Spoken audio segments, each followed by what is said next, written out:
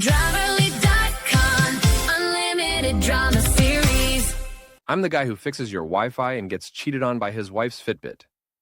Name's Tom Kessler, 39 years old, and until 3 months ago, I thought my biggest problem was explaining to clients why turning it off and on again actually works.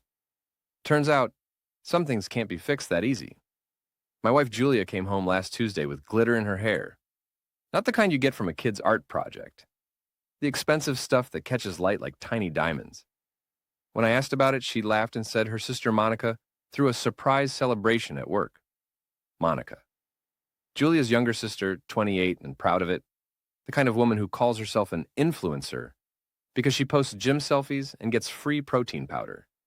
She'd been living with us for 6 months after her latest boyfriend kicked her out, and in that time, she'd managed to redecorate our guest room, reorganize our kitchen, and apparently introduce my wife to whatever world comes with designer glitter. What were you celebrating? I asked, watching Julia shake sparkles from her dark hair onto our bathroom counter. Monica got a new client. Some big fitness brand wants to sponsor her. Julia avoided my eyes in the mirror. We went to that new place downtown, Elevate. I knew Elevate. Overpriced cocktails, velvet ropes, the kind of place where people pay $30 for a drink that tastes like Fruit Loops. Not exactly Julia's scene. She was more of a wine-at-home person. At least she used to be. Since when do you celebrate Monica's wins? She's my sister, Tom. Family supports family. Family. Right. The same family that had been whispering in corners whenever I walked into a room. The same family that suddenly had inside jokes I wasn't part of. I should have pressed harder, but Julia was already heading to bed, and I had an early client call. So I swept up the glitter and went to sleep next to my wife, not knowing that tiny mess was just the beginning. The next morning, Monica was in our kitchen making what she called a superfood smoothie that looked like swamp water and smelled worse. She was wearing workout clothes that probably cost more than my monthly car payment, all bought with money she definitely didn't have. Tommy! She always called me Tommy, like I was her little brother instead of the guy paying her rent. Julia told me about your client presentation today. So exciting. I hadn't told Julia about any presentation. I was doing routine maintenance for a dental office, hardly worth mentioning. But Julia was nodding along like she knew exactly what Monica was talking about. Yeah, well, someone's got to keep the lights on, I said. Monica laughed, that tinkling sound that probably worked great in her Instagram stories. Oh, you're so modest. Julia says you're being considered for that big corporate contract. Another thing I'd never mentioned, because it wasn't true. I was a freelance IT consultant, not exactly swimming in corporate opportunities, but Julia was staring at her coffee like it held the secrets of the universe. I should get going, I said. Ray's expecting me at lunch. Ray Martinez owned a bar called the Rusty Anchor, and he'd been my best friend since college. If anyone could help me figure out what was happening in my own house, it was him. Oh, about Ray, Monica said, not looking up from her swamp smoothie. Didn't Julia tell you? We ran into him last night at Elevate, with some blonde woman. They looked pretty cozy. I looked at Julia, who was suddenly very interested in her phone. Ray was at Elevate? Must have been after we left, Julia said quickly. We didn't see him. But Monica was smiling that cat with canary smile. Actually, we did see him. Remember? He was at that corner booth, with the woman in the red dress. They were holding hands. Ray had been married to his wife Carmen for 15 years. They had 3 kids and a mortgage, and Ray treated Carmen like she hung the moon. The idea of him holding hands with some random blonde was like suggesting I'd seen Bigfoot riding a unicorn. That doesn't sound like Ray, I said. Monica shrugged. People surprise you, Tommy. Even the ones you think you know best. Something cold settled in my stomach. This wasn't random gossip. This felt calculated. But why would Monica want to cause problems between me and Ray? I left for work with more questions than answers, and by the time I got to the Rusty Anchor that afternoon, I was ready for some straight talk. Ray was behind the bar, polishing glasses with the kind of focus that meant he was thinking hard about something. The lunch crowd had cleared out, leaving just me and a couple of regulars nursing beers in the corner. You look like someone stole your lunch money, Ray said, sliding a beer across the bar without being asked. Monica says she saw you at Elevate last night. With a blonde. Ray's hand stopped moving on the glass. Monica was at Elevate? with Julia. Some celebration for Monica's new sponsorship deal. What sponsorship deal? That's what I'm starting to wonder. I took a long pull of beer. So, were you there or not? Ray set down the glass and looked me straight in the eye. Tom, I was home last night helping my kid with algebra homework. Carmen made her famous chili. We watched some Netflix, and I was in bed by 10:30. Same as every Tuesday for the last 5 years. Then why would Monica say she saw you? Same reason she's been telling people around the neighborhood that you're thinking about selling the house and moving to Florida. I nearly choked on my beer. What? Mrs. Patterson asked Carmen about it at the grocery store yesterday. Apparently, Monica's been spreading the word that you and Julia are planning some big life change. Got people talking about who might buy your place. The cold feeling in my stomach turned to ice. I've never said anything about selling the house. I figured as much.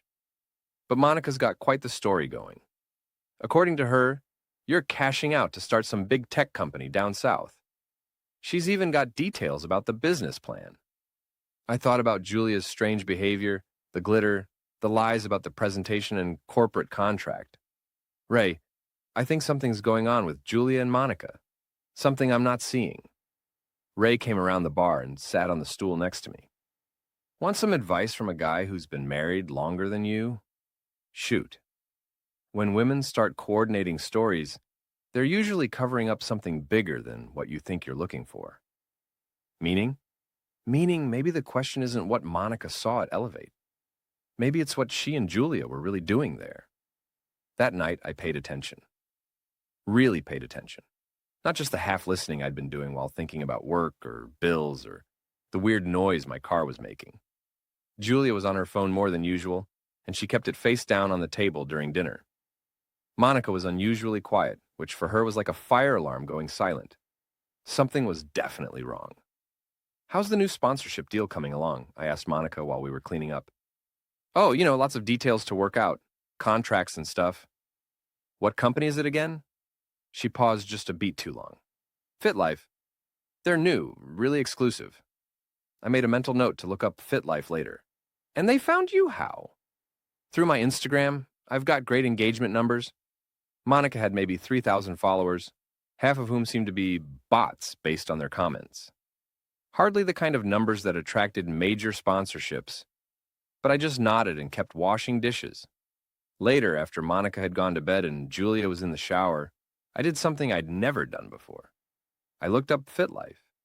No such company existed. Not as a fitness brand, not as anything. I tried different spellings, different combinations, even checked trademark databases. Nothing. Then, I looked up Elevate, the bar where they'd supposedly celebrated. According to their social media, Tuesday nights were ladies' night, with half-price cocktails and a DJ. The kind of scene that would attract a certain crowd. I was starting to get a picture I didn't like. The next morning, Julia left early for work, claiming she had a breakfast meeting. Monica was still asleep or pretending to be. I had a light day, just one client call, so I decided to do something I'd never thought I'd need to do. I followed my wife. Julia's office was downtown, a 20-minute drive in normal traffic. But instead of heading toward the business district, she took the highway toward the suburbs. I stayed back, feeling ridiculous and paranoid, but unable to stop myself. She pulled into the parking lot of a gym called Iron Paradise. Not her usual chain gym with the reasonable rates and clean locker rooms, but one of those hardcore places with loud music.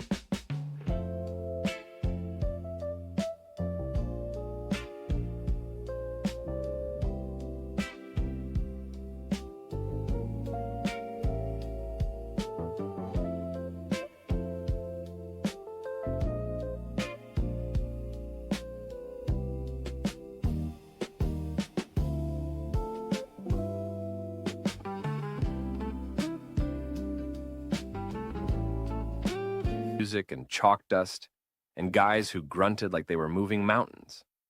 I parked across the street and watched Julia walk in like she owned the place. She was wearing workout clothes I'd never seen before, designer stuff that probably cost more than I made in a week. 20 minutes later, she came out with a man I didn't recognize. Tall, muscled. The kind of guy who probably had protein powder for breakfast and called everyone bro. They were standing close, talking in that intimate way that made my chest tight. Then Monica appeared. She came around the corner like she'd been waiting, and the three of them stood in a circle talking. The man put his hand on Julia's lower back, and she didn't move away. Monica was gesturing excitedly, and I could see her laughing even from across the street. I sat in my car watching my wife, my sister-in-law, and some stranger plan whatever they were planning, and I realized Ray was right. This was bigger than I'd thought.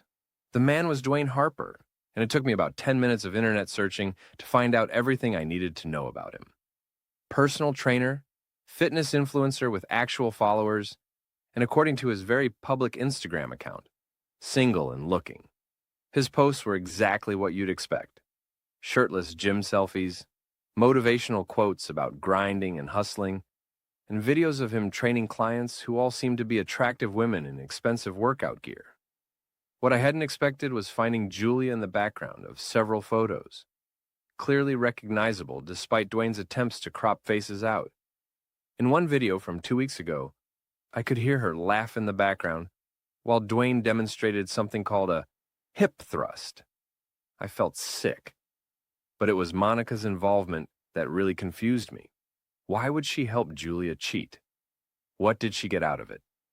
The answer came when I dug deeper into Dwayne's social media. He wasn't just a trainer, he was building some kind of fitness empire. Online coaching, supplement sales, and according to his bio, he was always looking for brand ambassadors and business partners. Brand ambassadors. Like the fake sponsorship deal Monica had been talking about. I put the pieces together slowly, like working through a particularly nasty computer virus. Julia was having an affair with Dwayne. Monica was helping, probably in exchange for some kind of business opportunity with him. And they were all planning something that involved me not being in the picture. The house sale rumors made sense now. If Julia divorced me, she'd get half of everything, including the house. With Monica as her partner and Dwayne as whatever he was, they could start fresh with my money. I should have been angry. Part of me was. But mostly, I felt something I hadn't experienced since I was a kid getting picked on at school.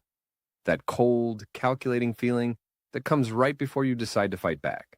I called Ray. "I need your help with something," I said when he answered. "What kind of help?" "The kind where you don't ask too many questions and you trust me to tell you the details later." Ray was quiet for a moment. "This about Julia and Monica?" "Yeah. What do you need?" "Meet me at Murphy's Coffee in an hour. And Ray, bring your camera." Murphy's was a little place near the gym, the kind of spot where you could sit by the window and watch the world go by. Ray showed up with a camera that looked like it could photograph satellites. "Left over from my brother's wedding photography phase," he explained. "What are we doing?" "Gathering evidence." I told him everything. The lies, the fake sponsorship, Dwayne, the house sale rumors.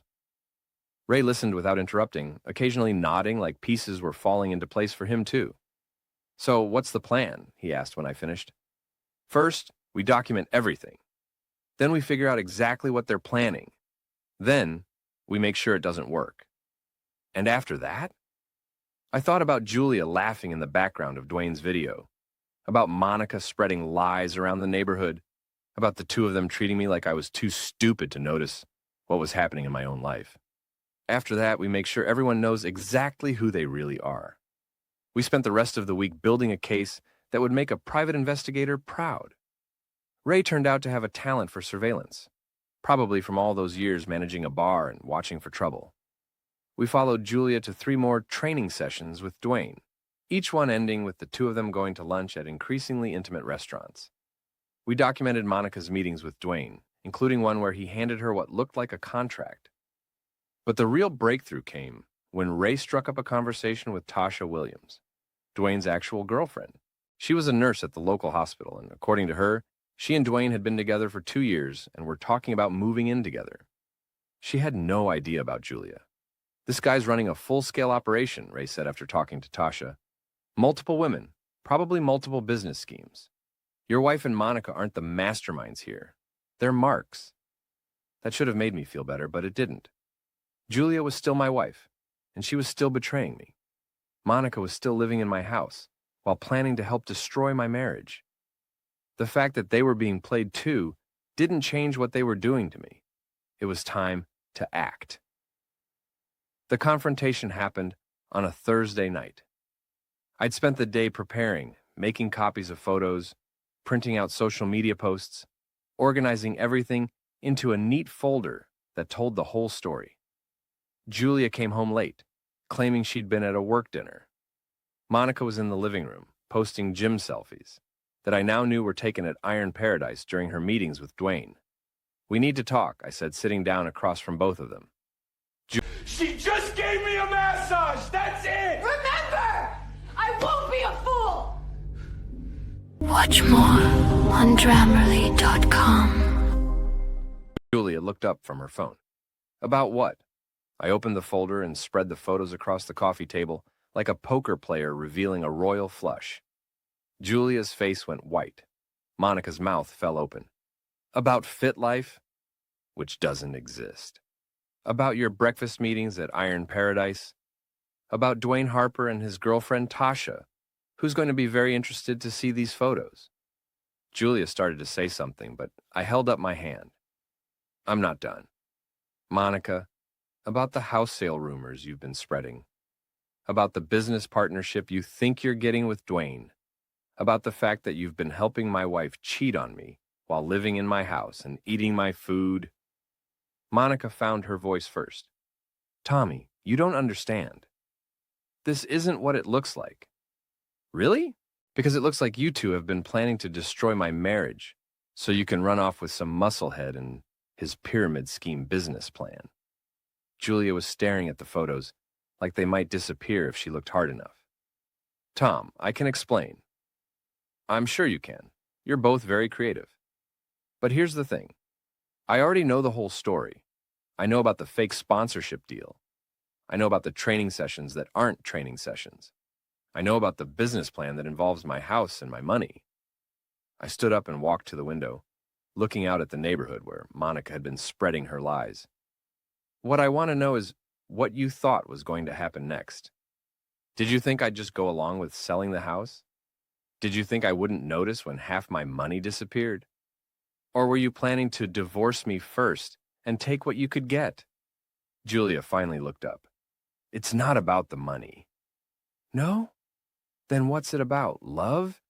Because from where I'm sitting, it looks like you fell in love with a guy who's already got a girlfriend and a business model based on scamming lonely women." "Dwayne and Tasha aren't serious," Monica said. "He told us they're breaking up." I laughed, and it came out harder than I intended. "Is that what he told you?" "Because I had a very interesting conversation with Tasha yesterday. She's picking out wedding dresses."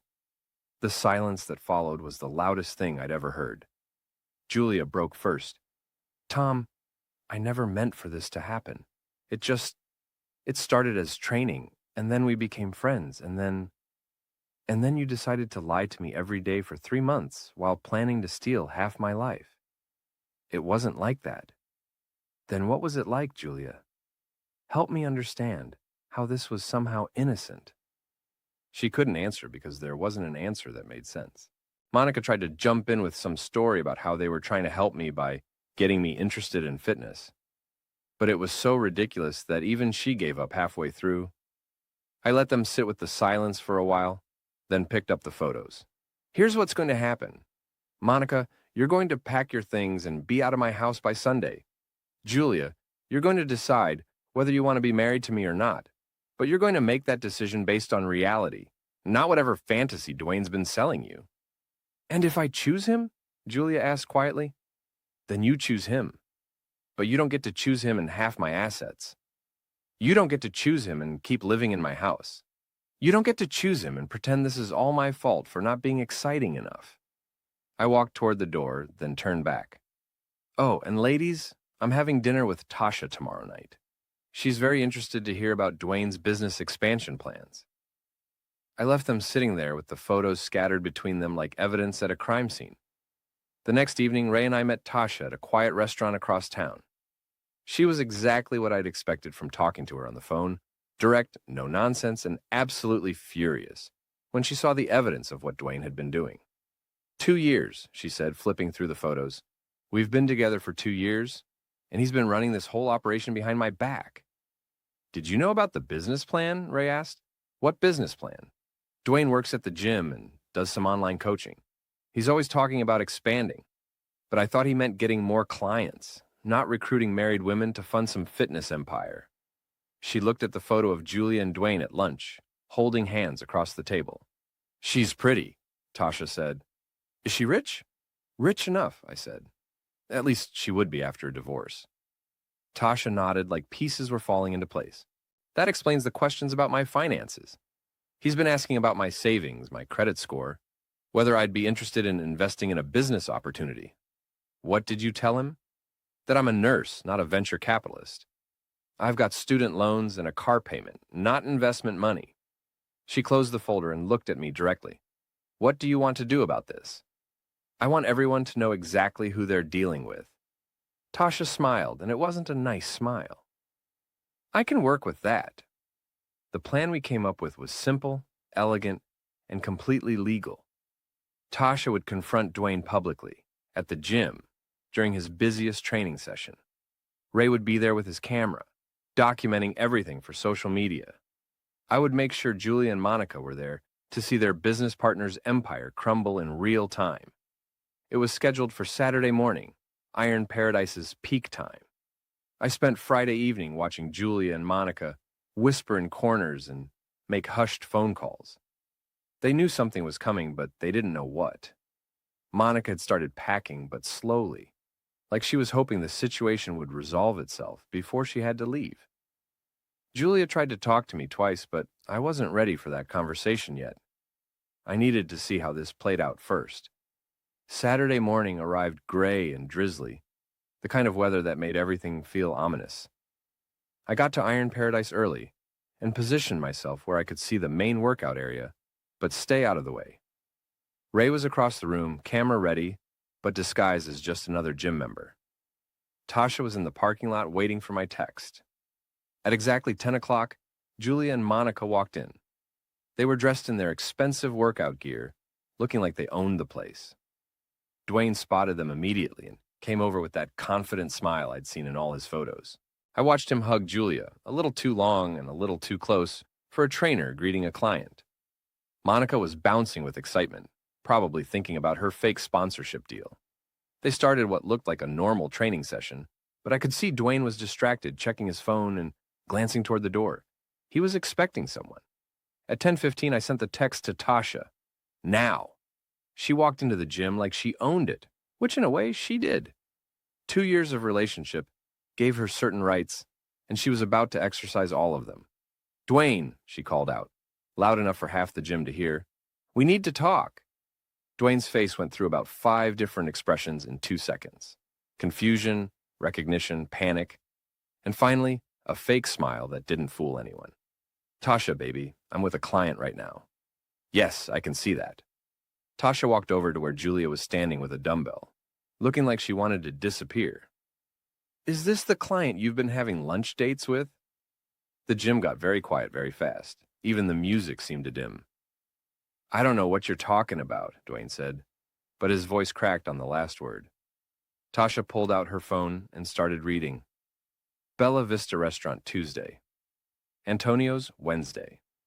That little French place on 5th Street Thursday. She looked up. Should I keep going? Julia set down the dumbbell.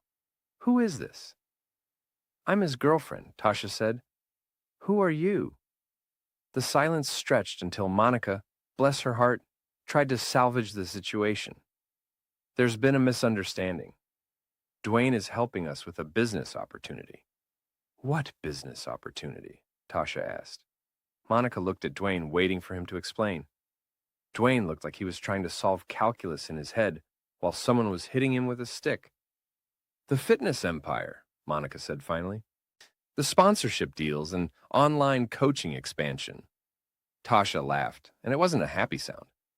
Honey, he works part-time at this gym and sells protein shakes on Instagram. What empire? I watched Julia's face as the reality hit her. This wasn't some successful businessman who was going to sweep her away to a better life. This was a part-time trainer with delusions of grandeur and a talent for making women believe in dreams that didn't exist. But the contracts, Monica said weakly. The business plan. What contracts? Tasha was enjoying this now. Dwayne, show them these contracts. Dwayne was looking around the gym like he was planning an escape route. Look, this is all a big misunderstanding. Maybe we should talk about this somewhere private. No, Tasha said firmly. I think we should talk about it right here, in front of everyone. I think we should talk about how you've been promising my money to fund your imaginary business. I think we should talk about how you've been lying to me for months while you chased after married women. She turned to Julia. Did he tell you he was single? Julia nodded miserably. Did he tell you he was a successful entrepreneur? Another nod. Did he ask you to invest in his business? He said there would be opportunities, Julia whispered. Tasha looked at Monica. And you? What did he promise you? A sponsorship deal. Brand ambassador opportunities. With what brand? He doesn't own a brand. He doesn't own anything except a used car and a gym membership. The crowd that had gathered was starting to murmur. Ray was getting everything on camera. Dwayne was sweating more than anyone in the gym.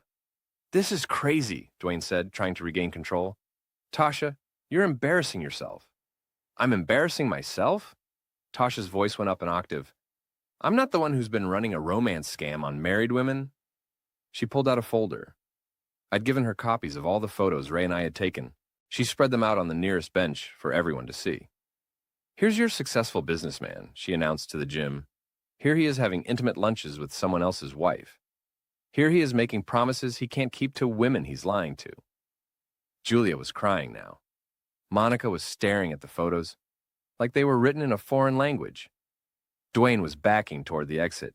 You're all crazy, he said. This is harassment. No, said a voice from the back of the crowd. This is justice. Everyone turned. I was standing there, no longer hiding, no longer watching from the sidelines. I'm Julia's husband, I said, walking forward, and I've been watching this whole operation for weeks. Julia's eyes went wide. She hadn't seen me come in. Tom, she started, but I held up my hand. No, Julia. You've had your chance to talk. This is my turn.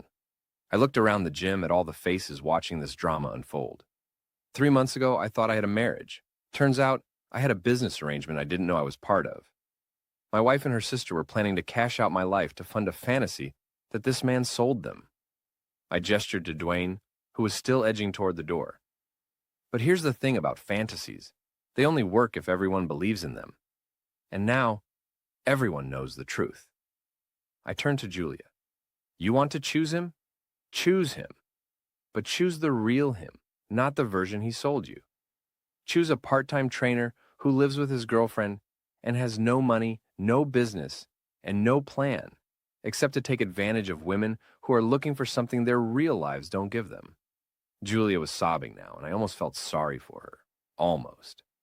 Monica, I said, turning to my sister-in-law, your sponsorship deal was never real. Your business opportunity was never real. The only real thing here is that you helped destroy your sister's marriage for a lie. Monica was crying too, but I wasn't done. Dwayne, I said, finally addressing the man who had been the center of this whole mess. You picked the wrong family to scam. Dwayne tried to say something, but Tasha cut him off. We're done, she told him. Completely done. And I'm keeping the apartment, since it's in my name anyway. She turned to the crowd. Ladies, if this man approaches you with any kind of business opportunity or training package, remember this moment. Remember that he's a liar and a cheater who will promise you anything to get what he wants. The gym manager appeared, probably drawn by the commotion. Is there a problem here? No problem, I said. Just some people learning some hard truths about each other. I looked at Julia one more time. I'll be at Ray's place tonight. When you decide what you want to do with your life, you know where to find me. I walked out of Iron Paradise and into the gray morning, feeling lighter than I had in months. Ray found me in the parking lot. How do you feel? Like I just watched a movie where the bad guys actually got what they deserved. What happens now? I thought about Julia crying in the gym, about Monica's shattered dreams of Instagram fame, about Dwayne's empire crumbling in front of everyone who mattered. Now, They all have to live with the consequences of their choices, and I get to decide what I want to do with the rest of my life. Ray clapped me on the shoulder. For what it's worth, I think you handled that perfectly. Yeah? Yeah. You didn't get angry. You didn't get violent. You just made sure everyone knew the truth. Sometimes that's the best revenge there is. I looked back at the gym, where I could see people still talking, probably dissecting every moment of what they'd just witnessed. You know what the funny thing is? I said. What? I'm the guy who fixes things that are broken, but some things can't be fixed. Some things need to be completely torn down and rebuilt. You talking about your marriage? I'm talking about everything. That evening, Julia came to Ray's bar.